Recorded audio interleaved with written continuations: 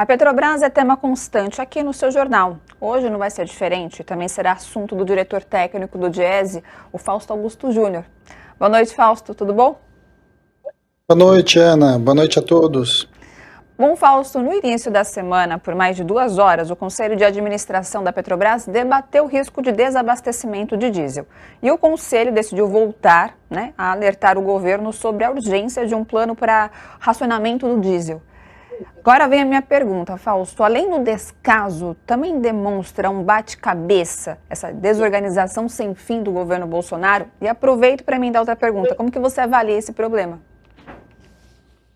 Bem, esse é um problema bastante grave, Ana. Ainda mais porque a previsão da falta de diesel vai acontecer muito provavelmente no segundo semestre, quando a gente vai estar com uma demanda bastante alta, puxada aí principalmente pela safra do setor agropecuário, etc., principalmente o setor de grãos. Do ponto de vista do que está acontecendo, tem a ver com a efetiva falta de planejamento do atual governo, um movimento claro de desinvestimento da Petrobras, que faz parte da atual política, ou seja, em vez de você pensar no investimento e no abastecimento do mercado interno, na verdade, o que o governo vem fazendo, e aí, a partir disso, a partir dessa definição, a política da empresa, foi de, na verdade, vender ativos e não mais de investir.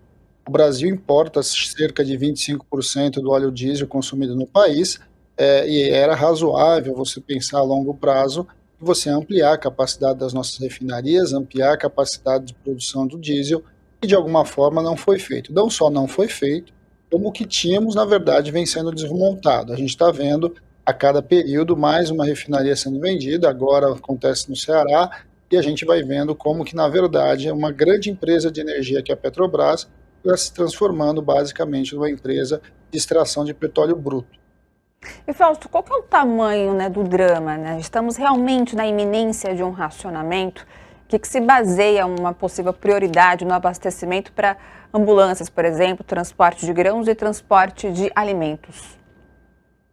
Bem, um desabastecimento de diesel, de certo modo, trava a economia que já está bastante fraca. A gente viu o que significou, em especial ali na época ali da greve dos caminhoneiros, mas na verdade isso é muito mais sério, né? Nós temos dois movimentos acontecendo. Tem uma pressão da própria empresa, e principalmente dos importadores, para que, de certo modo, mantenha ou até intensifique essa política de paridade de preço.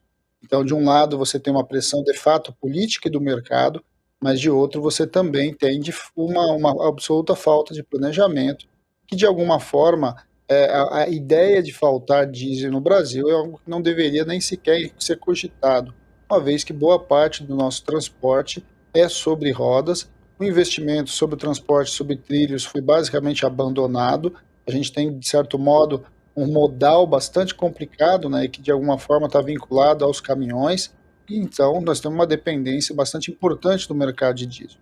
O que a gente está assistindo é um absurdo, do ponto de vista de planejamento, do ponto de vista de uma empresa que é uma das maiores empresas produtoras aí, de petróleo e de energia do mundo. Você falou a questão do transporte, de não poder se imaginar a falta do diesel, aí eu volto a te perguntar, pode-se imaginar que possa faltar diesel no terceiro trimestre quando é forte o fluxo da safra agrícola a ser exportada, Fausto? Bem, essa é a nota que saiu da própria empresa, então quem está falando sobre isso é a própria Petrobras, no momento em que a gente sabe que o mercado internacional está bastante complicado, né?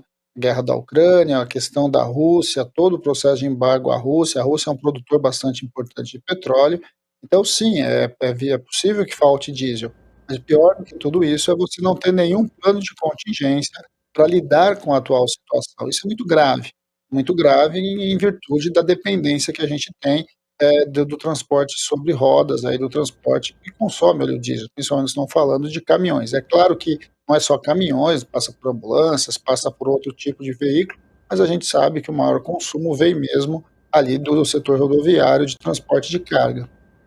Fausto, agradeço mais uma vez a sua participação aqui conosco todas as sextas-feiras, falando sobre economia e os principais assuntos da semana. E até a próxima.